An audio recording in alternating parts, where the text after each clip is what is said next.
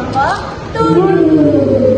Video ini akan dibuat untuk memenuhi tugas akhir semester mata kuliah Pendidikan Kewarganegaraan. Tolong disimak sampai akhir ya.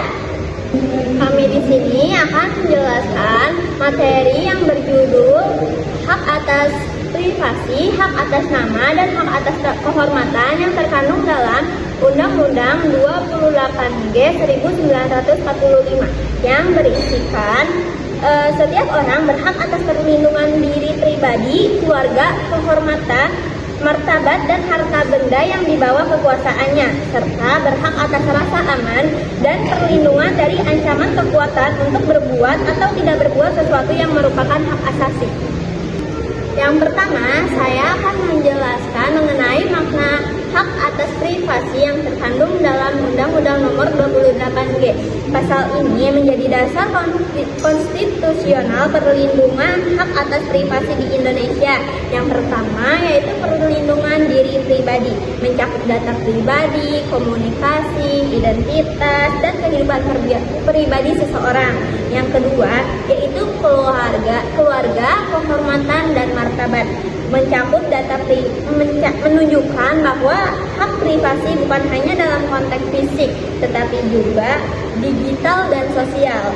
Yang selanjutnya yaitu rasa aman, menegaskan bahwa seseorang tidak boleh merasa terancam karena pilihan pribadi, termasuk dalam ranah komunikasi, keyakinan, dan informasi pribadi.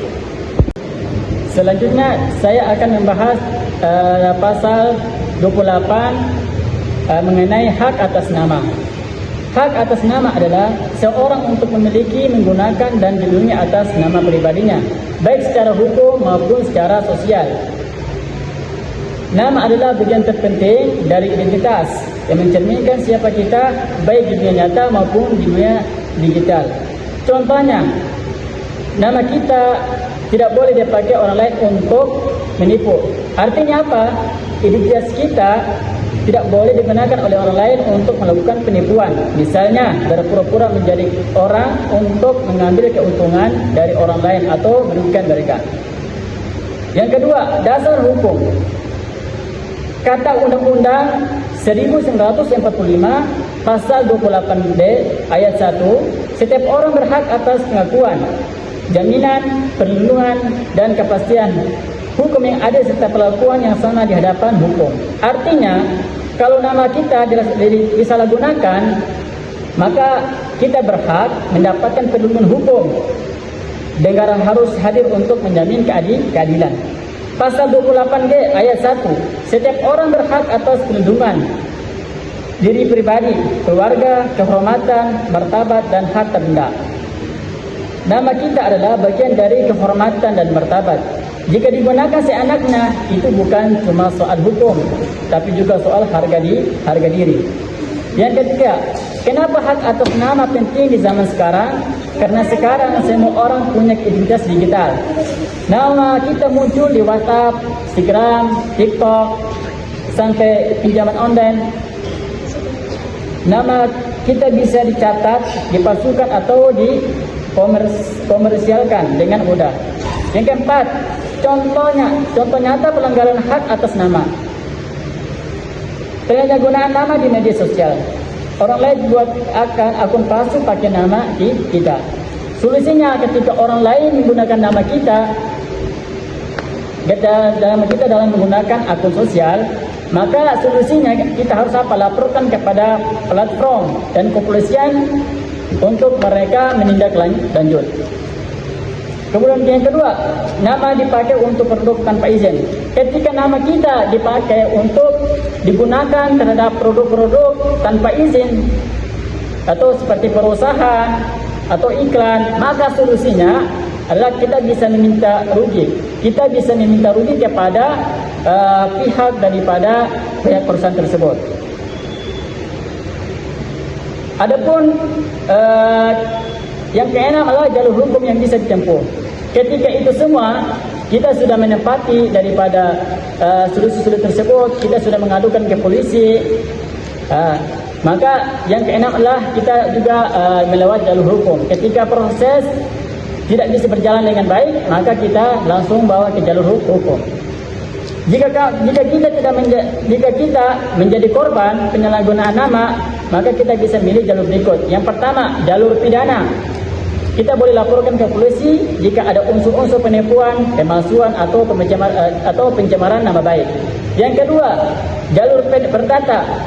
Ajukan gugatan ke pengadilan untuk ganti rugi dan pemulihan nama baik.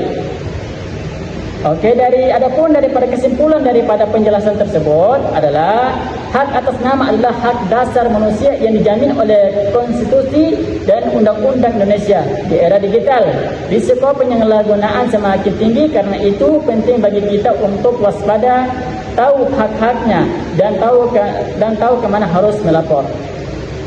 Kalau kita punya kasus pribadi, maka kita bisa melaporkan kepada kepolisian agar bisa diselesaikan dengan baik.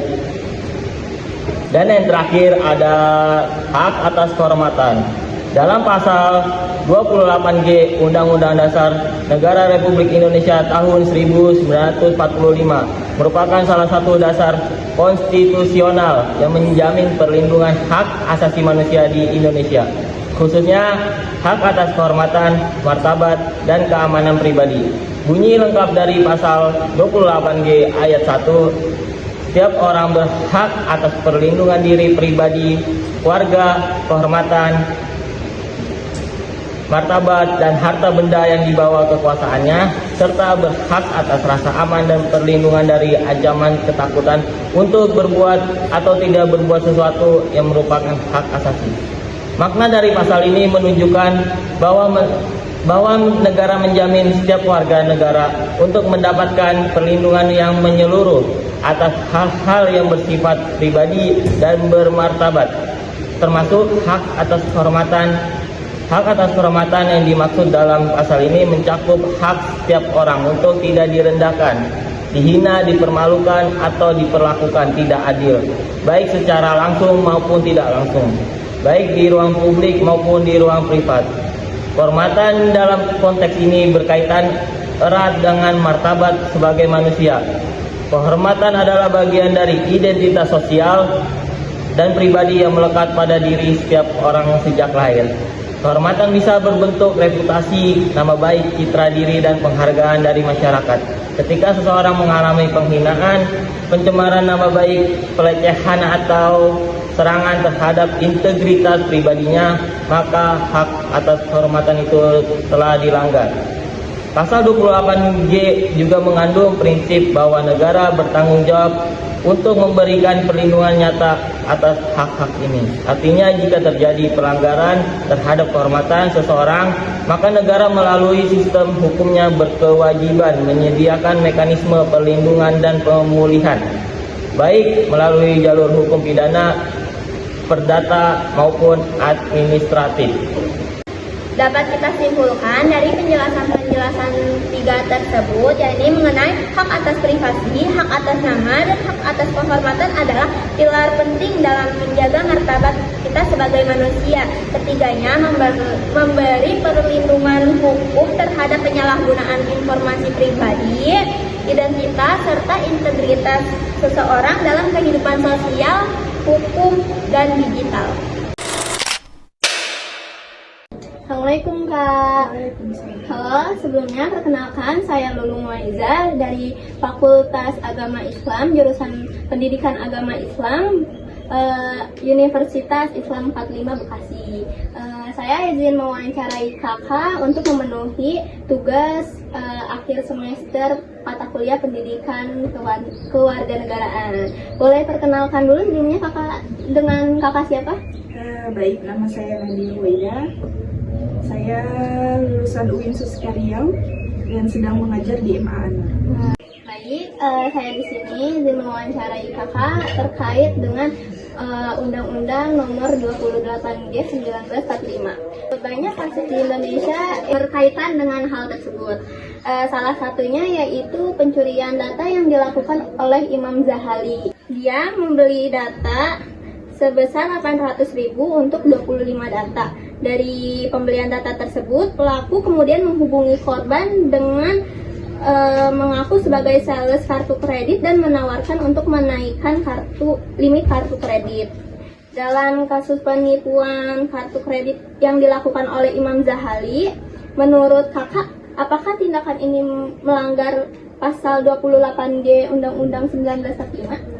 Ya betul, jelas tindakan itu adalah melanggar pasal 28G ayat 1 UUD 1945. Di situ dibilang kalau setiap orang punya hak buat dilindungi baik diri pribadinya, keluarganya, kehormatan, serta harta bendanya. Nah, data pribadi kayak info kartu kredit itu termasuk bagian dari perlindungan dari harta benda kita.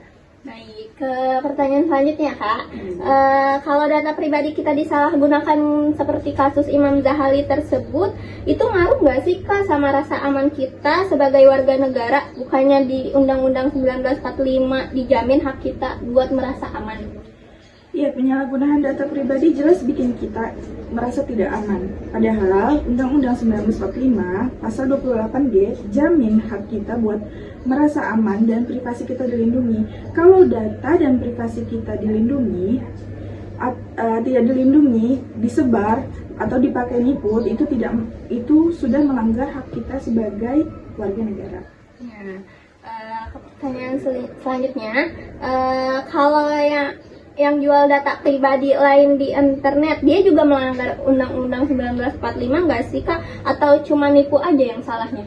Betul, itu melanggar Undang-Undang 1945 meski bukan dia yang nipu, tapi dia membantu kejahatan itu terjadi.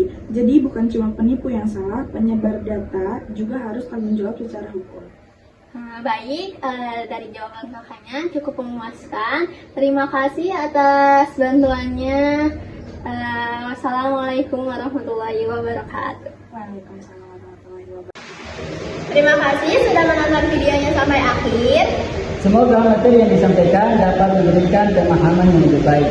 Kami ucapkan terima kasih.